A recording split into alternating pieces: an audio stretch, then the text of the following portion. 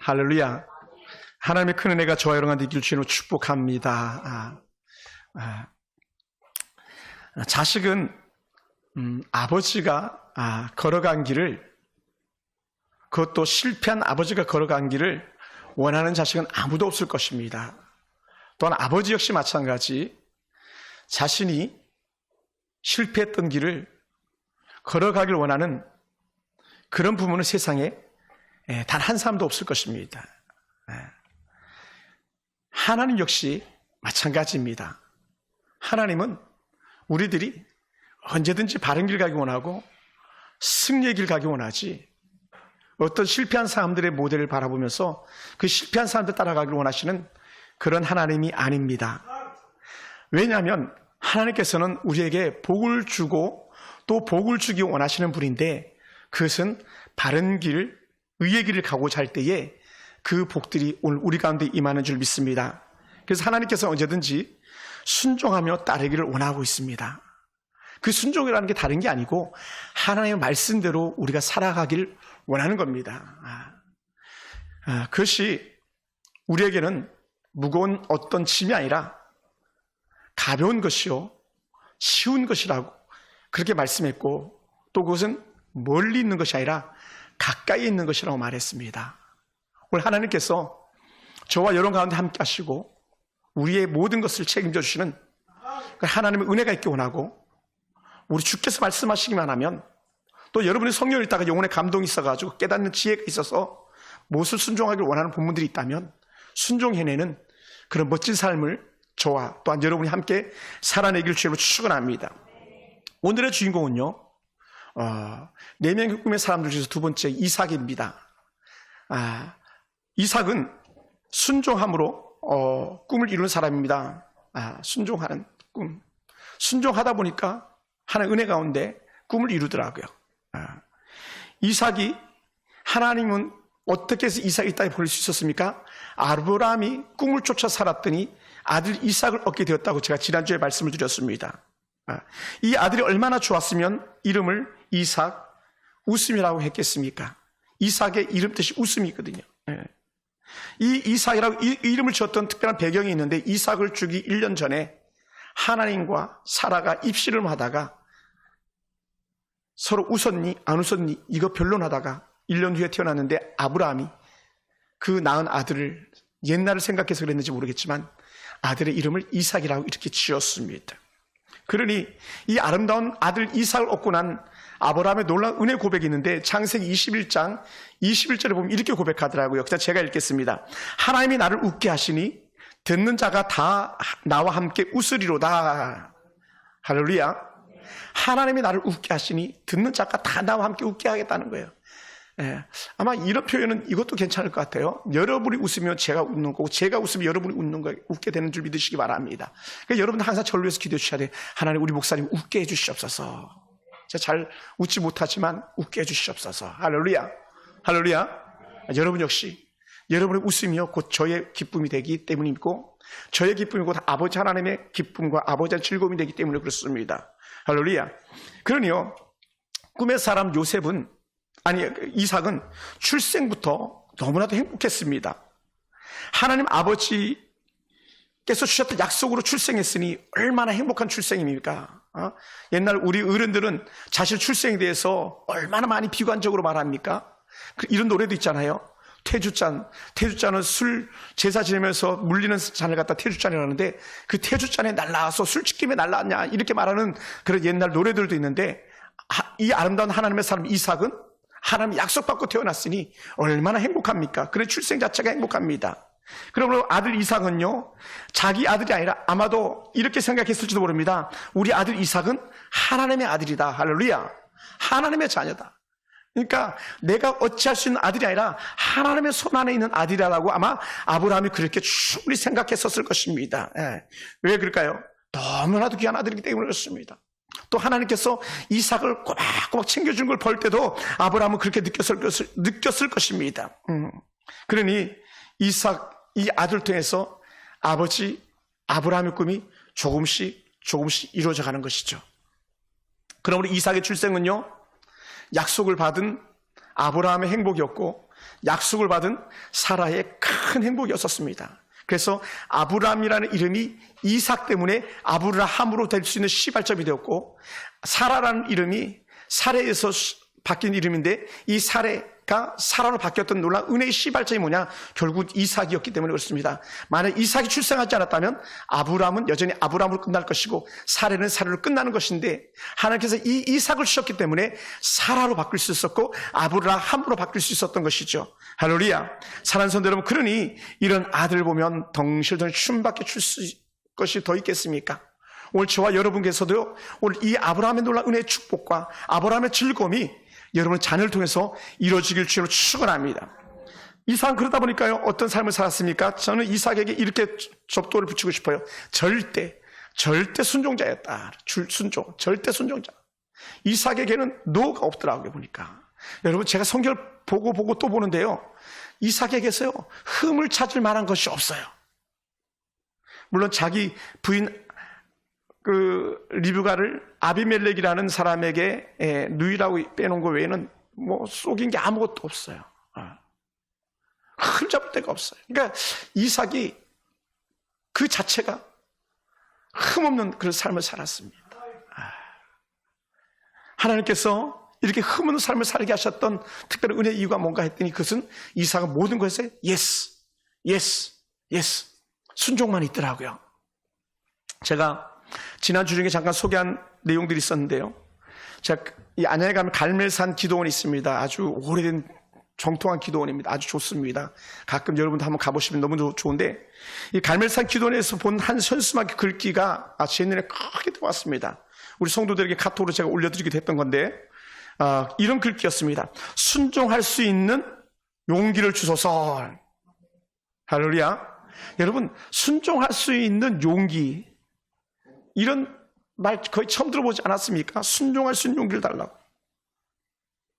왜 그랬을까요? 제가 그 현수막을 보면서 또 생각해보고 또 생각해보다 보니까요, 순종하는 것은 결코 쉬운 게 아니고, 순종하기 위해서는 때로는 생명을 걸어야 되는구나. 그러니 뭐가 필요해요? 용기가 필요하구나. 다른 말로 더한다면 거기에 믿음이 있어야 순종하는 거구나라는 거예요. 그러니까 오늘 순종하지 않는 사람은 용기가 없는 것과 아울러서 또 뭐가 없어요? 결국 믿음이 없는 거예요. 왜 그렇습니까?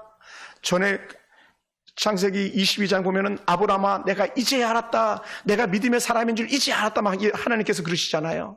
그것은 뭐냐면 순종하는 것에 따른 열매로 하나님께서 아브라함에게 믿음이라고 봐주신 것이죠. 할렐루야. 그래서 이삭의 순종은요, 생명을 건 절대 순종자였습니다. 아버지나 어머니의 말씀에 단 한 번도 노 한 적이 없는 아름다운 효자 이삭. 또 아버지의 속을 썩이거나 엄마의 근심거리가 된 적이 단 한 번도 없는 그런 아들 이삭이었어요. 우리 이런 이삭이요, 사실 우리가 박수 쳐줘야 돼요. 박수 칩시다. 우리의 모델이 되기 때문에 그렇습니다. 왜냐하면요, 이삭이 살던 그 시대의 아이들이나 오늘 우리가 살던 그 시대의 아이들과 전혀 다를 바가 없어요. 단지 문화만 다를 뿐이죠. 아이들은 아이들이거든요. 근데 이 이삭은요, 주변의 아이들과 전혀 달랐다는 것이죠. 그 한 예를 비교해 본다면 이렇습니다. 아브라함에게 첫 번째 정말 죄의 씨로 태어난 아들이 이스마엘인데, 이건 하갈에게서 난, 몸쪽에서 난 그런 아들이 이스마엘입니다. 여러분, 부인이 얼마나 중요한지, 또 바른 부인을 얻어가지고 바른 아들을 갖는다는 것이 얼마나 중요한지는 이 하갈과 이스마엘이 우리에게 좋은 영적 교보제가 됩니다. 왜냐하면 하갈이 사라의 요청에 의해서 아브람과 같이 동술하여서 아이를 갖는데, 예를 들어서 종이거든요. 종이 주인의 아이를 가졌으니 오히려 더 겸손하게 주인 마님의 말을 더 잘 들어야 되는데도 불구하고 자기가 주인의 아들을 가졌다고 얼마나 뻐기고 거드름 피우면서 사라를 못 살게 했는지 모릅니다. 여러분, 사라가 보통 내기가 아니거든요. 하나님 앞에서 사라는 지혜로운 여인입니다. 물론 하나님 약속을 믿지 않아가지고 몸종에게서 아들을 낳게 한 그런 죄의 씨가 생겼습니다마는, 사라가 아브라함에게 하갈에 대해서 가만히 있겠습니까? 그러니 하갈을 구박할 수밖에 없는 거죠. 또 부모의 행실이 얼마나 중요한지는 이 하갈의 모습을 통해서 이스마엘이 복습되어지는 겁니다. 이스마엘이 감히 약속의 자녀고 본처의 자식인 이삭이 태어났는데 이 이삭을 놀리기 시작합니다. 개역 개정 이전 성경에는 희롱했다라고 표현합니다. 어린 아기를 희롱합니다. 함부로 대합니다. 우리 이런 거 뭐 얼마든지 아이들 통해서 경험해본 사람들도 있잖아요. 큰아이가 둘째가 태어나면 둘째를 갖다가 괴롭히고 몹살게 해가지고 어머니의 사랑을 독차지하는 그 둘째를 미워하는 그런 시기를 질투의 모습이 보이지 않습니까? 이삭이 어떤 아들입니까? 이런 이삭을 희롱하다가 어떻게 돼요? 결국은 하갈과 이스마엘이 결국 아브라함에 의해서 쫓겨나고 마는 그런 비극적인 최후를 맞이하게 됩니다. 뭐라고요? 바르지 않은 행실, 잘못된 못된 습관들이 이것이 이삭과 전혀 대비되는 그런 한 현상을 보여주고 있습니다. 사랑하는 성도 여러분, 특별히 우리가 생각해 볼 때에 죄의 씨, 꿈이 없는 씨는요, 죄만 더해갈 뿐입니다. 그래서 저는 때로는 제가 이렇게 사역하면서 가장 안타까운 것 중에 하나가 뭐냐면 제 스스로가 꿈이 좌절될 때고 또 두 번째는요, 여러분에게 꿈이 없어 보이는 것이 제게 있어서 큰 좌절감을 느끼게 합니다. 여러분, 인생에 희망이 없어 보세요. 뭡니까? 죄의 길로밖에 나갈 데가 없습니다. 꿈을 빼앗겨버리면 악한 죄의 씨앗이 우리 가운데 싹 틀 수밖에 없습니다. 그래서 어떻게 돼요? 하나님의 은혜를 점점 밀어내게 만들고 죄가 점점 더 그 자리를 차지하게 되는 겁니다. 하나님의 은혜를 빼앗겨버리면 어떻게 돼요? 은혜 자리에 뭐가 들어옵니까? 세상의 죄들이 들어와가지고 여호와의 성전을 멀리하게 되고 하나님의 은혜 복음을 멀리하게 되고 하나님의 순종이 아니라 하나님 앞에 대역 죄인 거절하는 불순종자가 되고 마는 것이죠. 누가? 이스마엘 혹은 하갈이 그 모습을 보인 거죠. 아브라함에게 불순종, 사라에게 불순종, 그것이 하나님께 불순종이고 하나님의 뜻을 거역하는 그런 죄의 씨앗이 결국은 이스마엘이나 그의 어머니 하갈은 광야로 내쫓김 받는 불행한 신세가 되어버리고 만 것을 우리는 얼마든지 기억할 수 있습니다. 또 가만히 살펴보니까 이삭의 순종 사역들이 한 5가지로 제가 이렇게 한번 정리해 보는데요. 이 첫 번째 순종이요, 하나님 앞에서 큰 순종, 이삭의 순종인데 그 첫 번째 이삭이 나타내는 가장 큰 순종의 모습은 뭐였냐면 3일 길을 가서 제사를 드리겠다고 아버지가 이른 새벽에 깨웠습니다. 이삭아, 우리 제사 지내러 가자. 번제단 쌓고 우리가 제사 지내러 가자 할 때에 그 이른 새벽에 아버지 아브라함이 깨울 때에 종들과 함께 가는 그 길에 이삭이 동행을 하기 시작합니다. 여러분, 말이 그렇죠. 새벽잠 아이들이 얼마나 많습니까? 예나 지금이나 잠 많은 건 똑같지 않습니까? 그러니 오늘도 약속했다 오지 못하는 우리 학생들도 있는데 쉽지 않은 거예요. 그러니까 하나님 앞에서 뜻을 정하고 때로는 그 뜻을 정하기까지는 자신의 소욕을 죽여야 되는데 그것을 죽이는 것은 결코 쉽지 않습니다. 그런데 이삭은요, 그 새벽에 아버지의 뜻을 따라서 길을 나서기 시작한다는 거예요. 더 나아가서 이삭이요, 3일 동안 길을 가면서 아버지 앞에 군소리 한마디 안 합니다. 여러분, 요새 아이들 얼마나 군소리 많이 합니까? 조그마한 심부름만 시켜도 얼마나 군소리 합니까? 그러니 에이, 내가 너를 시키니 내가 하고 말지, 이렇게 하는 애들이 부모들에게 얼마나 있습니까? 근데 이삭은 그렇지 않았어요. 절대 아버지 뜻에 따라서 순종을 더하는 그런 좋은 영적인 모델을 보여주고 있음을 우리는 볼 수 있습니다. 더 나가서 두 번째 순종은요, 3일 길 간 후에 종들은 산 아래 둡니다. 그리고는 종들이 찍어왔던 그 나무찜을 이제는 자기가 져야 됩니다. 산을 올라가는데 그 짐을 자기가 지고 올라가야 되는 거예요. 종들이 하던 허대는 일을 지금 자기가 해야 됩니다. 그나마 종들은 쉬고 산 밑에 쉬고 있었을 때에 자기는 다시 산을 올라가야 되는 이런 고통스러운 길을 걸어갑니다. 그런데 이삭은요, 단 한마디도 거기에 대해서 거절하지 않아요. 할렐루야. 이게 이삭이요, 가지고 있는 놀라운 은혜입니다. 제가 이렇게 경험해 볼 때에 그거 결코 쉬운 일이 아니에요. 저도 아이를 키워봤잖아요. 쉽지 않아요. 특히 청소년들 더더욱 쉽지 않아요. 중학교 2학년 쉽지 않잖아요. 그죠? 쉽지 않아요. 당시 이삭의 나이가 중학교 2, 3학년 정도의 또래, 한 17살 정도, 고등학교 1학년, 그 정도 됐을까요? 피 끓는 사춘기에 쉽지 않은 그 길에 절대 순종하는 거예요. 우리 신앙의 사춘기를 가지고 있는 사람들이 있습니까? 순종하기가 결코 쉽지 않아요. 그런데 이삭은 그렇게 순종하더라고요. 그래서 제가 볼 때에 오늘날 우리 아이들이라면 1도 안 먹히는 아이들인데 야, 이삭은 절대 순종하는구나. 이것이 제게 큰 은혜로 다가왔습니다. 또한 세 번째 절대 순종은요, 생명을 아버지 앞에 맡기는 거예요. 아브라함에게 내 생명을 맡깁니다.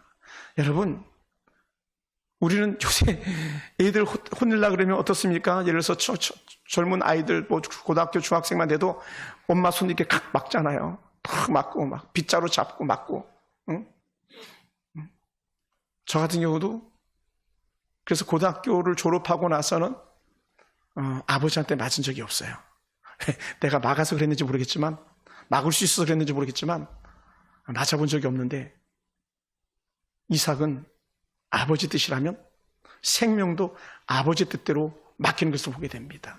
할렐루야.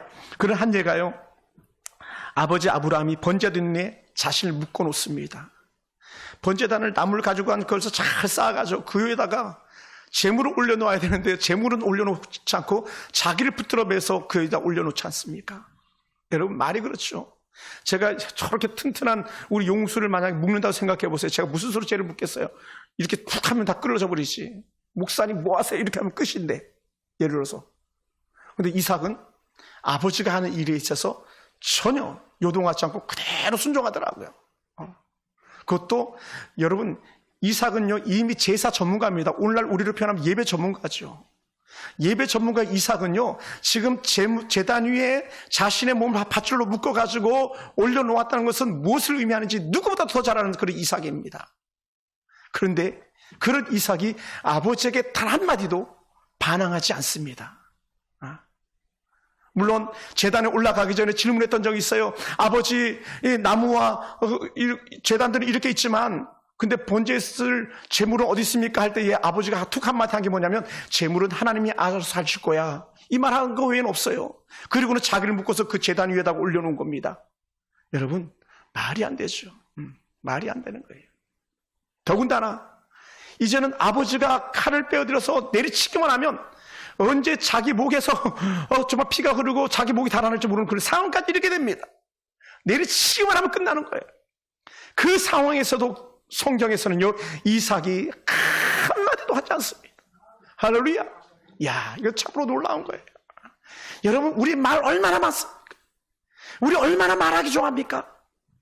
우리 얼마나 핑계거리 될 수 있습니까? 합리적으로, 때로는 노골적으로. 그런데도 불구하고 이삭은요, 여러분 생각해 보세요. 아버지, 사람은 재물이 아니잖아요. 말할 수 있어요. 아버지, 아들이지 않습니까? 100세에 당신 나를 낳았잖아요. 나 죽을 수 없어. 이렇게 말할 수 있어요. 그게 합리적이거든요. 논리적이고, 그것이 과학적이고, 분명한 사실이거든요. 근데 이삭은 그렇지 않더라는 거예요. 왜요? 그는 하나님을 향한 마음이 있었기 때문에 그렇습니다. 저는 오늘 저와 여러분들이, 여러분에서 이런 이삭 같은 아들, 딸들이 자라기를 주님으로 축복합니다. 할렐루야. 할렐루야. 그러니 절대 순종, 자기의 생명을 아버지께 맡기는 그런 이삭의 순종이 생명 보존의 은혜로 나가는 것을 보게 됩니다. 왜냐하면 이삭의 그 절대 순종에 누가 개입하냐면, 이제는 안 되겠다 해서 하나님이 이삭의 순종에 손을 들어주시기 시작하는데, 이렇게 표현합니다. 제가 성경에서 한번 읽어보겠습니다. 뭐라고 표현했냐면 창세기 22장 12절에서요, 그 아이에게서 내 손을 대지 마라. 아이에게 손 떼라. 그리고 두 번째는 그 아이에게 아무 일도 하지 마라. 너가 하고 싶다고 그 아이에게 손대지 마라. 손 떼라. 마지막 세 번째는 이렇게 말합니다. 아브라함아, 내가 이제야 알았다. 내가 하나님을 경외하는 줄을 이제야 아노라 하면서 아브라함에게 믿음의 증거를 갖다가 하나님께서 인정해 주시기 시작했었습니다. 근데 이것이요, 저는 이렇게 봤어요. 물론 아브라함의 측면에서는 하나님께 아브라함에게 말한 것이었지만 저는 똑같은 말을 하고 싶었어요. 이삭, 내가 이제야 너의 믿음을 보았다 라는 거예요. 할렐루야. 여러분, 이삭의 아름다운 순종이 참 많았지만 이삭이 자기 몸을 갖다가 하나님 앞에 내어드릴 때에 이삭아, 내가 이제야 너의 믿음을 보았다라고 아브라함에게 했던 말이 이삭에게도 그대로 첨가되는 말씀이 아니었을까, 이렇게 생각되어졌습니다. 사실 그러므로 아브라함의 순종은요, 혼자 되어진 게 아니에요. 이건 3+1 순종이에요. 첫째는요, 아브라함의 절대 순종과 +1 사라의 절대 순종입니다. 그리고 +1 누구의 순종입니까? 이삭의 순종이에요. 사라는 말하지 않기 때문에 제가 뺐습니다만은 사라의 순종이 이삭의 순종으로 나갈 수 있었던 거예요. 할렐루야. 우리가 이를 볼 수 있게 되기 원합니다. 그러니까 아브라함이 믿음의 사람이었습니까? 사라가 믿음의 사람이라고 인정해 줬습니다. 사라가 믿음의 사람이었습니까? 히브리서는 이삭이 믿음의 사람이었다는 것을 증거해 주고 있습니다. 우리 이 맥락을 같이 볼 수 있게 되기 원합니다. 그러면 이삭의 절대 순종이 최고의 복으로 나가는 길이 되었습니다. 하나님은 순종하는 자에게 생명을 지키는 그런 분이십니다. 생명을 잃고자 했을 때 생명을 얻게 하신 하나님, 우리가 은혜를 지키고자 했을 때 은혜를 지켜주신 하나님인 줄 우리가 믿으시기 바랍니다. 더 나아가서 하나님은요, 순종한 자를 위하여 이미 축복을 준비해 두신 하나님입니다. 굳이 3일길 양을 끌고 가지 않고 3일길 양을 갖다 메고 가지 않아도 하나님께서 이미 숯불 사이에 수 양을 준비해 주신 그 멋진 하나님이시라는 거죠. 할렐루야. 그래서 나온 한 단어가 여호와 이레가 그래서 나온 거예요. 주님 내 길 예비하시네. 주님 내 것 예비하시네. 주님 내 삶을 예비하시네. 주님 내 꿈을 이루어 주시기 위해서 예비하고 계시네. 여호와 이레의 하나님인 것을 드러내고 있습니다. 할렐루야. 더 나아가세요.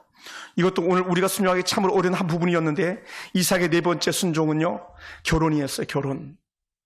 결혼에 대한 순종. 여러분 잘 기억하세요. 특히 우리 중국 교포들은 더더욱 많이 기억하셔야 됩니다. 우리 청년들은 만팔에 새겨야 됩니다. 새겨야 됩니다. 철필로 새겨야 됩니다. 뭘 새기냐? 아버지 아브라함의 나이가 많아졌습니다. 아들 이삭이 결혼해야 되겠다고 생각이 가득했었습니다. 그래서 창세기 24장 1절부터 4절 사이에 나옵니다. 그래서 가나안의 여인에게서 자신의 며느리를 구하기를 원했습니다. 마침내 사라의 고향까지 보내가지고 리브가를 데리고 엘리에셀이 돌아왔습니다. 이삭은 아버지의 뜻에 따라서 다메섹 엘리에셀이 데리고 온 리브가를 자신의 부인으로 맞이해 줍니다. 할렐루야. 할렐루야. 그리고 그것이 아브라함에게는 효도의 길이었고, 그것이 아버지 하나님의 뜻을 이루는 놀라운 은혜였었고, 그것이 자기에게 있어서 최고의 부인 리브가의 부인이 되는 것을 이삭이 누리게 되었습니다. 이거 쉽지 않습니다. 오늘 우리의 자녀들도 결혼을 합니다. 제 조카도 이제 결혼 앞두고 있는데, 여러분 저희 형님도 믿음의 형님이거든요. 저희 형수님도 믿음이 좋은 분이셔요. 근데 사유를 얻는 데는 불신자를 덥석 잡더라고요. 연봉이 대빵 세요. 이미 가지고 있는 돈이 많아요. 내수할 게 많아요. 이건 남의 얘기가 아닙니다. 훗날에 어리석고 밀어나면 저의 얘기도 될 수 있습니다. 여러분의 얘기도 될 수 있습니다. 그런데 이삭은 그렇지 않았어요. 아버지가 주시는 여인, 아버지가 짝지어주신 아내감, 그걸 받아들이는 거예요. 그건 뭡니까? 신앙이에요. 신앙. 믿음. 믿음 안에서요. 믿음 안에서. 예수 안에서 영적 교제입니다. 오늘 우리 자녀들이 얼마나 하나님의 뜻을 거역하고 제멋대로 살고 있습니까? 얼마나 제멋대로 세상으로 나아가 미친 짓을 하고 돌아다닙니까? 저는 가보지 않았습니다만은 우리가 잘 아는 홍대, 또 우리가 잘 아는 이태원, 우리는 그 가지 않아서 모릅니다만은 클럽이라는 데선 온갖 죄들이 난무하지 않습니까? 대한민국 이제 마약 청정국이 아니라는 선언이 이루어졌습니다. 이삭은 그렇게 살지 않았다는 거예요. 할렐루야. 왜요? 그에게는 아버지 하나님의 꿈이 있었기 때문에 그렇습니다. 왜냐하면 생활에 있어서는 이스마엘이 이삭과 대비가 된다면, 결혼에 있어서는 이삭의 아들과 대비가 되는데 에사와 대비가 됩니다. 말씀을 보다 보니까 창세기 26장 34절부터 35절에 이 26장 말미에 한마디 툭 던지는 말씀이 에서에 관해서 한마디 툭 던져주시는데, 뭐라고 던져주셨냐면, 에서가 나이가 40에 헷족 속의 부엘의 딸 유디스를 부인으로 얻었다. 헷족 속의 딸, 이방인이거든요. 이방인에게서 자기 부인을 얻습니다. 이것이 에서가 가지고 있는 어리석음이었고요. 두 번째는 여기에 죄의 죄를 더하는데, 그래서 에서가 망령된 자고 에서가 죄로 가득한 자라고 하는데, 어떤 모습으로 나타나냐면 헷족 속의 딸 바스맛이 그에게 두 번째 부인을 오게 됩니다. 하나님의 은혜 영적 원리 일부 일처제를 어기는데 에서가 동원이 되고 맙니다. 이런 상황은요, 우리가 얼마든지 전번에 앞에서 보잖아요. 소돔과 고모라의 멸망, 다 이런 문제들 때문에 생겨났던 죄의 결과들이 아니었었습니까? 그런데 에서는 그런 삶을 그냥 살았습니다. 그러다 보니 어떻게 돼요? 죄는요, 부모의 근심을 가져오는 거예요. 죄는 부모의 근심거리. 여러분의 자녀가 부모의 근심거리가 됩니까? 행복덩어리가 됩니까? 그래서 하나님의 은혜가 그 중심에 있는 겁니다. 또한 여러분이 저의 근심거리가 되고 있습니까? 아니면 저의 행복덩어리가 되고 있습니까? 그것이 여러분의 가치 기준이 되길 주로 축원합니다. 그러다 보니까 성경이 이렇게 말합니다. 창세기 26장 35절 이하에 보면요, 이삭과 리브가의 근심이 되었다라는 거예요. 에서과 또한 에서가 함께했던 그 며느리들이 이삭과 리브가의 근심거리가 되었다는 거예요. 잘못된 혼례가 죄의 근심이 되고 있음을 보게 됩니다. 그럼 오늘 우리는요, 더 깊이 깨닫는 은혜가 우리 가운데 있어지기 원합니다. 더 깊이 깨닫는 지혜가 우리 가운데 있어지기 원합니다. 내가 언제든지 하나님의 편을 택해야 되겠구나, 하나님 은혜 가운데 우리 아이들이 머물게 해야 되겠구나라는 영적 공동체 의식을 갖다가 우리가 전적으로 가져야 될 줄로 믿습니다. 할렐루야. 그래서 이것을 평가를 누가 하냐면요, 하나님께서 하시는데, 말라기서 1장 3절을 보면 이렇게 평가합니다. 어떻게 평가했냐면 제가 읽어보겠습니다. 에서는 미워하였으며 그의 산들은 황무케 하였고 그의 사람은 광야의 실황에 붙였느니라. 결국 에서는 망한다. 하나님의 눈밖에 난 에서예요. 아버지 어머니 눈밖에 난 줄만 알았더니 아니에요. 하나님의 눈밖에 나버렸습니다. 목회자의 눈밖에 난 줄 알았더니 하나님의 은혜 가운데 눈밖에 나버리는 겁니다. 부모의 눈밖에 나는 줄 알았더니 세상에서도 눈밖에 나버립니다. 세상 복과 영 멀어지는 삶을 살아가게 되는 거죠. 어떤 사람이요? 꿈을 잃어버린 사람, 하나님에 대한 꿈을 잃어버린 사람, 바른 꿈을 잃어버린 사람들의 모습이 오늘 에서처럼 그렇게 망하는 길로 가게 되는 것이죠. 할렐루야. 그래서 신약의 바울은 이렇게 표현했어요. 로마서 9장에 보니까 로마서 9장 13절에서 불순종에 관하여 말하는데, 기록된 바 내가 야곱을 사랑하고 에서는 미워하였다 하심과 같으니라. 야곱은 사랑하고 에서는 미워했다. 야곱은요, 리브가의 사랑스러운 아들이었었잖아요. 반면 에서는요, 부모의 근심거리였잖아요. 그래서 누구에게 복이 가겠습니까? 사랑스러운 아들에게 복이 가는 거예요. 하나님 보시기에 사랑스러운 아들에게 하나님 은혜 복이 가는 거예요. 오늘 저와 여러분에게도 하나님 보시기에 사랑스러운 그 모습에 하나님의 은혜 복이 오는 역사가 있길 주님으로 축원합니다. 할렐루야. 그래서 이삭과 에서가 하나님을 대하는 자세나 부모를 대하는 자세를 비교해 보면요, 이삭이 얼마나 하나님 앞에서 그리고 부모 앞에서 복을 받든지를, 그것은 순종의 모습으로 우리가 살펴볼 수 있었던 것이죠. 그리고 이삭의 다섯 번째 순종은 축복을 향한 순종이었어요. 축복. 할렐루야. 한번 따라해볼까요? 복 받기 원하느냐? 순종하라. 아브라함은요, 흉년의 때에 흉년피하에 애굽으로 내려간 적이 있었습니다. 흉년이 드니까 애굽으로 내려갔어요. 우리가 비 피하려고 처마 밑에 달려가잖아요. 그런 것처럼 애굽에는 먹을 게 있었거든요. 그러니까 흉년이니까 우리 어떻게 안 돼, 가나안에서 할 수 없지, 약속의 땅 가나안이었음에도 불구하고 안 되겠다, 여기서 어렵네, 가나안에서 애굽으로 내려가자, 애굽으로 내려갔어요. 그것이 망조가 된 거예요. 지난 제가 수요 예배 때 이사야 20장 가지고 말씀을 나눴는데, 이사야 20장에 너희가 애굽으로 구스로 의지하지 말고 하나님을 도움 삼으라 했는데, 이 가나안에서 사실은 아브라함이 하나님을 불렀어야 되는데 하나님을 부르지 않고 흉년의 때 애굽으로 내려가서 애굽 사람들과 함께 하다 보니까 어떻게 돼? 자기 부인을 잃을 뻔한 그런 수치스러운 일을 당하게 됩니다. 그런데 놀라운 은혜는 뭐냐면, 제가 서론에 얘기했듯이 아버지가 실패했던 것을 아들이 실패하지 않고 원하는 것이 아버지 하나님의 마음이라고 그랬고, 그것이 부모의 마음이라고 그랬는데, 하나님께서 콕 찍어서 말씀하시는데 그것이 오늘 읽었던 26장 1절이에요. 우리 26장 1절 다시 한번 읽어볼까요? 다 같이 한번 읽어봅시다. 26장 1절입니다. 다 같이 시작.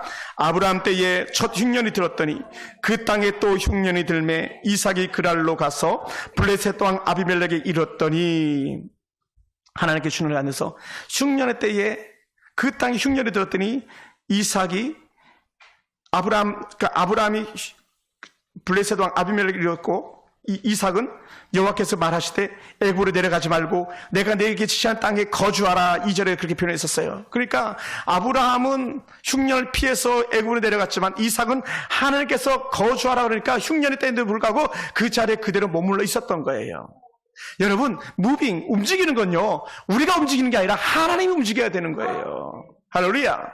제가 지난주에도 어느 한 목사님이 상담하러 와서 제가 이렇게 말했습니다. 하나님이 주신 약속이라면 먼저 온 것이 하나님의 뜻을 순종하는 거 아니겠습니까? 찬밥, 더운밥, 가리는 게 아니라 먼저 하나님께서 은혜 밥상 차려주시면 그때는 그 찬밥이든 그것이 때는 된 밥이든 그것이 신밥이든 그거 먹어야 됩니다. 할렐루야. 그게 아닙니까? 우리 그렇게 사는 사람들이잖아요. 근데 아브라함은 요 본문 26장 1절 보면은 아브라함은 잔꾀가 있었던 것이죠. 그런데 하나님은 이삭에게 뭐라 그래요? 이삭아, 너 잔꾀 부리지 마. 넌 아빠 닮지 마. 그대로 그 자리에 머물러 얘기하는 거예요. 할렐루야. 이 이삭이 받은 은혜예요. 우리 같으면 목사님 코로나인데 교회는 무슨 수로 교회를 나갑니까? 코로나인데 무슨 수로 우리가 하나님 앞에 예물을 드립니까? 코로나인데. 여러분 깨닫게 되기 원합니다. 현 정부 들어서요, 기독교 미션 스쿨을 완전히 좌초시켜버립니다. 좋은 기독교인 공동체 학교들이요, 다 문을 닫게 만듭니다. 경신고등학교, 대관고등학교, 신일고등학교 이런 데서 복음을 전하지 못하도록 다 막아버립니다. 그런데 우리는 어떻게 돼요? 정권이 말하니까, 법이 말하니까 어쩔 수 없이 이렇게 가는데 우리가 거기에 휩쓸려서 그렇게 가더라는 거예요. 휩쓸려서. 그런데 누구는 휩쓸리지 않았습니까? 이삭은 흉년이라는 것에 휩쓸리지 않았어요. 이삭은 환경이라는 것에 휩쓸리지 않았어요. 여러분 죄송합니다. 저도 역시 환경에 휩쓸리지 않길 원합니다. 때로는 힘에 겹지만, 때로 오늘 살아내기가 때로는 힘에 겨울 수도 있겠지만, 우리는요 이곳에 저곳에 환경 때문에 휩쓸려 다니는 그런 사람이 아니라 하나님의 은혜 가운데 머무는 사람 되기 원합니다. 할렐루야. 우리에게 그 은혜가 있어야 되는 거예요. 우리에게 그 뜻이 있어야 되는 겁니다. 그 뜻을 쫓아서 우리가 살아야 되는 줄 믿습니다. 할렐루야. 그러니 하나님께서 그 약속의 말씀을 붙잡고 그랄 땅에 머물렀던 이삭에게 주셨던 놀라운 축복들이 이렇습니다. 애굽으로 내려가지 말라 했을 때 애굽으로 내려가지 않았고 그 땅에 거류하는 이와 너와 함께 있겠다 했던 하나님께서 그곳에 함께 해주셨습니다. 그리고 내게 복을 주겠다 했더니 정말 그에게 복을 주었습니다. 내가 이 모든 땅을 내가 너와 내 자손에 주겠다 하시더니 정말 그 땅을 주셨습니다. 내 아버지 아브라함과 맹세한 것을 이루어주겠다 하더니 정말 이삭에게 아브라함과 함께 맹세했던 것을 그들에게 이루어 주었습니다. 내 자손 하늘의 별과 같이 번성하겠다 했더니 정말 그들에게 아들들을 허락하셔서 넉넉한 은혜가 임하게 하셨습니다. 후에는 이스라엘의 12지파가 되는 축복들을 그의 자녀들이 누리게 됩니다. 내 자손을 말미암아 천하 만민이 복을 얻을 것이라 했는데 참으로 이스라엘의 이삭이라는 한 사람 때문에 오늘까지 우리가 그 복을 받아 누리고 있기 때문에 그렇습니다. 그러다 보니까 어떻게 돼요? 구구절절히 하나님이 이삭에게 순종하기만 하면 이것 줄게 했는데 그것이 다 이루어졌더라는 거예요. 할렐루야. 오늘 저와 여러분들도 이러한 은혜가 있기 원합니다. 더 나아가서 이삭은 당시 보통 사람이 아니라 최고 지도자입니다. 여러분 기억하셔야 됩니다. 이미 이삭은 부자예요. 왜 부자입니까? 아버지 아브라함이 이미 거부가 되었기 때문에요. 우리가 잘 알잖아요. 아브라함이 얼마나 많은 복을 받았었는지, 자기가 데리고 온 조카 롯과 그 재산 때문에 날라주실 수밖에 없는 그런 상황까지 갔잖아요. 이미 거부가 되었었어요. 그러면 이런 거부가 된 이삭이 하물며 그렇게 흉년의 때에 사람들의 말을 몰랐겠습니까? 사람들의 말을 들은 적이 없었겠습니까? 때론 부인의 말도 때론 종들의 말도 자기에게 쟁쟁했었을 것입니다. 그런데도 불구하고 내가 양떼를 다 잃는 한이 있더라도, 내가 소떼를 다 잃는 한이 있더라도, 때론 내가 약떼를 다 잃는 한이 있더라도 나는 하나님의 약속 지킨다 하면서 자신의 모든 재산을 갖다 포기하는, 오늘날 표현하면 포기선을 했을지도 몰라요. 그런 내가 모든 것을 잃어도 난 하나님의 약속 말씀 붙잡고 요거 하나만 잃지 않겠습니다라는 이런 역적인 그렇게 결단이 이삭에게 있었던 것이죠. 할렐루야. 우리 이거 봐야 됩니다. 우리 이거 경험해야 돼요. 엉뚱한 거 아니라 우리 이거 경험하고 가야 돼요. 우리 이거 봐야 됩니다. 다른 거 보면 안 돼요. 그래 이삭의 편에 혹은 그 종들이나 그의 부인 리브가나 또 주변의 환경의 사람들은 다 뭐라고 했었을지 몰라도 이삭의 편에 하나님이 서주시는 거예요. 이삭의 편에. 어떻게 섰습니까? 하나님께서 말씀에 귀를 기울이는 이삭을 실패가 아닌 더 큰 승리로 이끌어 주실 것을 보게 됩니다. 하나님은 이삭의 아름다운 은혜 결단에 그의 값진 희생의 가치로 그에게 복으로 대신해 주시는 하나님의 놀라운 은혜를 보게 됩니다. 그래서 복을 받을 사람은요, 자신의 모든 것을 하나님을 위해서 내어놓을 수 있을 때에 하나님께서 그 내어놓은 것을 오히려 더 큰 복으로 되갚아 주시는 그런 하나님인 것을 우리는 보게 됩니다. 지금 이삭의 가족들을 하나님께 맡겼습니다. 전 재산을 하나님께 맡겼습니다. 그리고 순종하는 것 하나 가지고 그렇게 나갔을 때에 그 어떤 것도 이삭에게는 장애물이 되지 않았습니다. 말라버린 목초지도, 말라버린 샘물도, 또 사람들의 원성과 아우성도 이삭에게 있어서 하나님 뜻을 순종하는 데는 장애물이 될 수가 없었습니다. 그랬더니 이삭에게 하나님께서는 복을 주시는데 물권의 복을 더하여 주신 줄 믿습니다. 할렐루야. 하나님의 물권으로 복을 주시는 분입니다. 세상은 흉년으로 살 수 없는 지경이 되고 말았지만 이삭은 달랐습니다. 하나님 주신 약속의 말씀 믿고 나갔더니 이삭은 달라졌습니다. 이삭이 놀랄 만큼 은혜 복이 그에게 넘쳤는데 100배나 더한 복을 그가 누렸습니다. 그것도 어떤 때에 흉년의 때에 안 된다고 말하는 때에 100배를 얻었대요. 할렐루야. 세상에 이 정부가 집값을 얼마나 잘못 다스리는지 모릅니다. 그런데 잘못 다스리는 것 때문에 복받은 사람이 있더라고요. 제가 아는 권사님 한 분은 싼 값에 아들이 집을 샀는데 그 집값 아파트 하나가 서빙고동에서 어디서 40억이 되었대요. 40억은 아파트 한 채가 43평인가 몇 평이 되는데, 그러면서 하나님께서 우리 아들에게 이렇게 채워주셨습니다 하는데 그 아들이요 정말 하나님의 뜻에 순종하는 아들이거든요. 큰 예물을 드리면서 군소리 한마디 없는 그런 아들이거든요. 기업의 11조를 하나님께 드리는 아들이었거든요. 그래서 선교사 필요를 채워주는 그런 아들이었거든요. 그래서 그런 얘기를 하시더라고요. 목사님, 불과 2년 만에 그 집이 40억이 되었어요. 깜짝 놀라면서. 그리고 그분 권사님 어떻게 됐습니까? 권사님 7억 몇천인가 샀는데 그 집이 지금 17억인가 하는데 그것이 이제 집 수리만 하면 그것이 24억 정도 간다고 하는 그런 얘기를 들었습니다. 정부가 부동산 정책 잘못해서 복 받은 사람들이 있더라고요. 가진 자들이 복을 받는데 그 권사님은 1년에 절기연금으로 매 때마다 3천만 원, 4천만 원을 드리는 그런 분이셨어요. 절기 예물 드리기 위해서 꼬박꼬박 돈을 모으는 겁니다.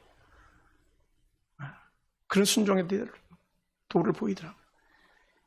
1년에 1억 이상씩 헌금을 하는데 그게 10년을 더했대요. 그랬더니 하나님께서 그렇게 갚아줬다. 이런 고백을 하시더라고요.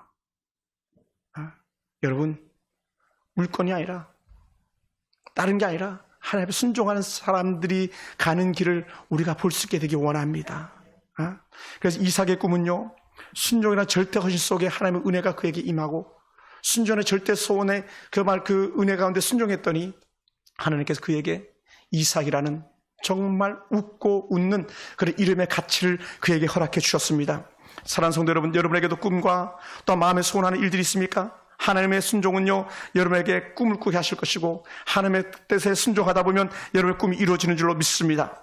하나님은 순종하는 사람들에게 꿈의 열매를 맺게 하시고요, 하나님은 순종하는 사람들에게 길을 여시되 복된 은혜 길로 여는 줄 믿습니다. 지금 하나님은 우리에게 묻고 있습니다. 누가 순종하여 꿈을 이루겠는가? 누가 순종하여 복의 주인공이 되겠는가? 누가 순종하겠는가? 이정재는 자기 보고 내가 왕이 될 상인가 그랬는데 오늘 여러분의 상은 어떤 상입니까? 여러분이 순종의 이삭을 닮은 그런 상이 되겠습니까? 아니면은 우리가 아는 가인이나 혹은 망령된 자 에서 같은 그런 어그러진 삶의 상을 가진 자가 되겠습니까? 오늘 저와 여러분에게 한 가지 은혜상이 있다면 순종하여서 꿈을 이루는 복된 이삭의 은혜가 저 여러분과 느낄 줄을 축원합니다.